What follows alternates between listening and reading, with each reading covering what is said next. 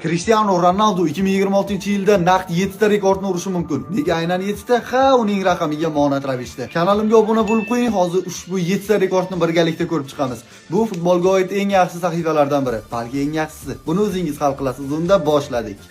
Xo'p, birinchi rekord Cristiano Ronaldo rasmiy o'yinlarda 1000 ta gol urgan birinchi futbolchiga aylanishi mumkin. Ikkinchi rekord Cristiano Ronaldo 200 ta penaltida gol urgan birinchi futbolchiga aylanishi mumkin. Uchinchi rekord Cristiano Ronaldo mundialda gol ursa, 6 ta jahon chempionatida gol urgan birinchi futbolchiga aylanishi mumkin. Bunaqasi hali tarixda takrorlanmagan. To'rtinchi rekord Cristiano Ronaldo Al Nassr safida eng ko'p gol urgan chet ellik, ya'ni legioner futbolchiga aylanishi mumkin. Beshinchi rekord Cristiano Ronaldo 30 yoshdan keyin eng ko'p gol urgan futbolchiga aylanishi mumkin. Aynan mana shu yilda. 6-rekord Cristiano Ronaldo o'z faoliyatida 4 xil chempionatda chempion bo'lishi mumkin. Bungacha Krish La Liga, APL va Italiya A seriyasini qo'lga kiritgan va endi Al Nassr bilan Arabiston Superligasini qo'lga kiritish ehtimoli kutilmoqda. 7-rekordga keladigan bo'lsak, portugaliyalik yulduzni 2026-yilgi mundialda chempion bo'lish foizlari anchagina yuqori. Ammo lekin biroq Cristiano'ni bu rekordlardan ajratib turgan yagona narsa agar degan tushuncha. Agar degan narsalar hech qachon futbolda ishlamaydi. Shunday ekan Cristiano'ni yil davomida kuzatamiz va quyida aytib o'tgan rekordlarimizni qay birini uradi,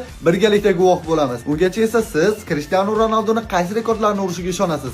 Fikringizni kommentariyada qoldiring.